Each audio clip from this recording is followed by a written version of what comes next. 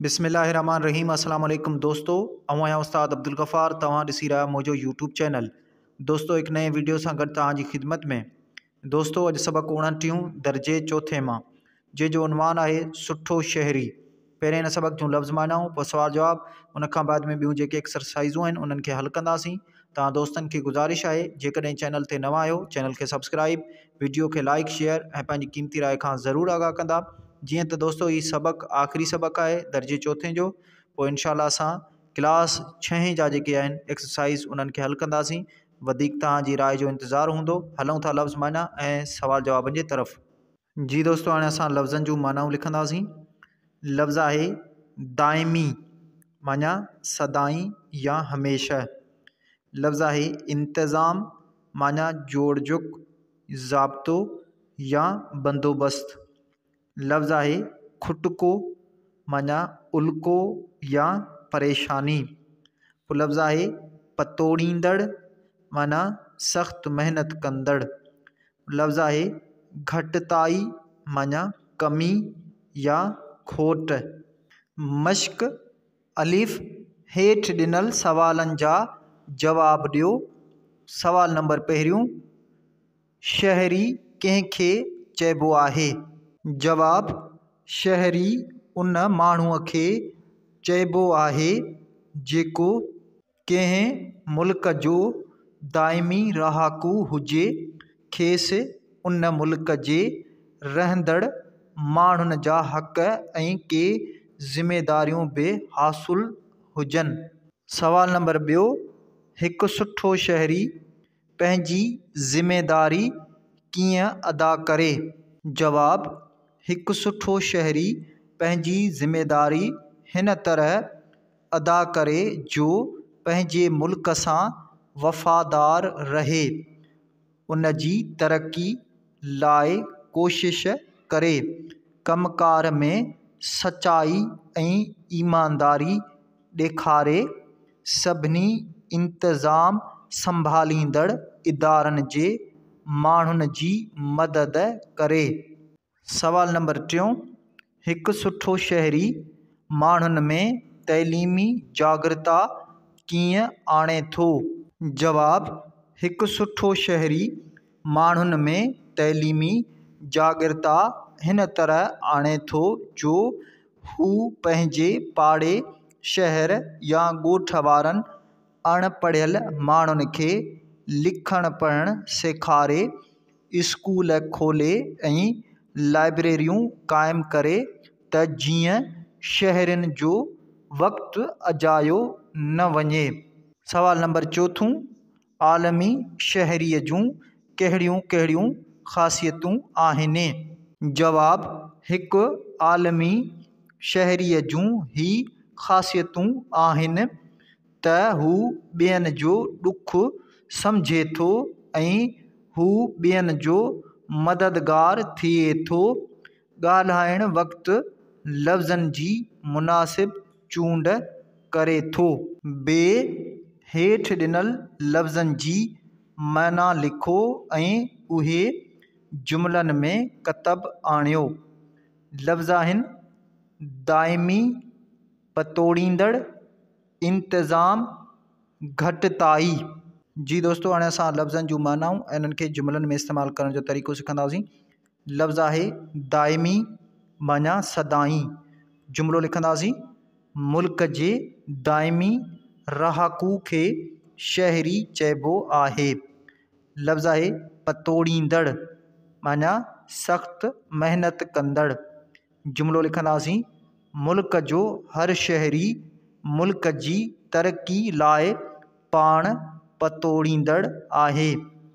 लफ़्ज़ आहे इंतज़ाम, माना जोड़ जुक या बंदोबस्त।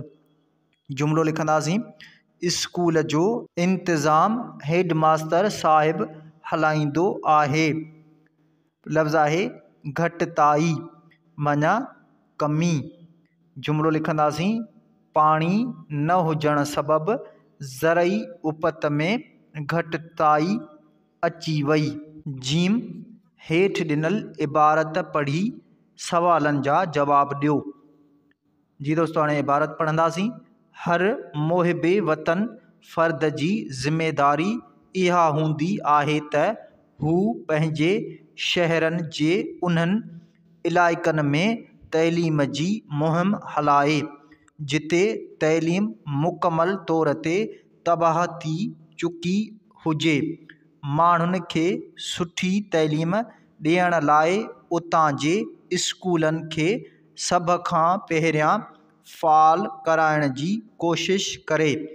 इलाइक़े में तइलीमी जागरता लाइ घर घर वञी हू कोशिशूं कंदो रहे। तइलीम बाबति आगाही ॾेई खेनि इहो ॿुधाए त तइलीम खां सवाइ माण्हू अधूरो आहे। तइलीम खां सवाइ ज़िंदगी बेमैना ऐं बेमक़सद गुज़रे थी छो त तइलीम सां माण्हू न सिर्फ़ु पंहिंजे सभिनी मसइलनि खे बहितर नमूने हल करे सघे थो पर पंहिंजा हक़ बि हासिल करे सघे थो ऐं पंहिंजा फ़र्ज़ बि चङीअ तरह सां पूरा करे सघे थो।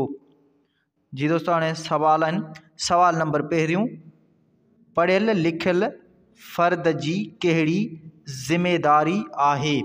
जवाब, पढ़ियल लिखियल फ़र्द जी ज़िम्मेदारी इहा हूंदी आहे त हू पंहिंजे शहरनि जे उन्हनि इलाइक़नि में तइलीम जी मुहिम हलाए जिते तइलीम मुकमल तौर ते तबाह थी चुकी हुजे। सवाल नंबर ॿियो, मुआशिरे में तइलीमी जागरता कीअं आणिजे? जवाब, मुआशिरे में तइलीमी जागरता पैदा करण लाइ घर घर वञी तइलीम बाबति आगाही ॾियण सां जागरता पैदा करे सघिजे थी। सवाल नंबर टियों, तइलीम खां सवाइ ज़िंदगी कीअं गुज़रे थी? जवाब, तइलीम खां सवाइ ज़िंदगी अधूरी गुज़रे थी। सवाल नंबर चोथों, तइलीम जी बहितरीअ लाइ छा कजे? जवाब, तइलीम जी बहितरीअ लाइ माण्हुनि जे अंदरि तइलीम जी आगाही ॾिजे ऐं खेनि तइलीम जा फ़ाइदा ॿुधाया वञनि त हू तइलीम हासिल करे पंहिंजी ज़िंदगी बहितर नमूने गुज़ारे सघनि था। सवाल नंबर पंजों, पंहिंजा हक़ कीअं हासिल करे सघजनि था? जवाब, तइलीम हासिल करण सां माण्हू न सिर्फ़ु पंहिंजे सभिनी मसइलनि खे बहितर नमूने हल करे सघे थो पर पंहिंजा हक़ बि हासिल करे सघे थो ऐं पंहिंजा फ़र्ज़ बि चङीअ तरह सां पूरा करे सघे थो। दाल हेठि ॾिनल मुहावरो पढ़ो। नंबर पहिरियों मुहावरो, आईअ वेल कमु अचणु। अव्हीं के बि टे मुहावरा लिखो। जी दोस्तों हाणे असां मुहावरा लिखंदासीं।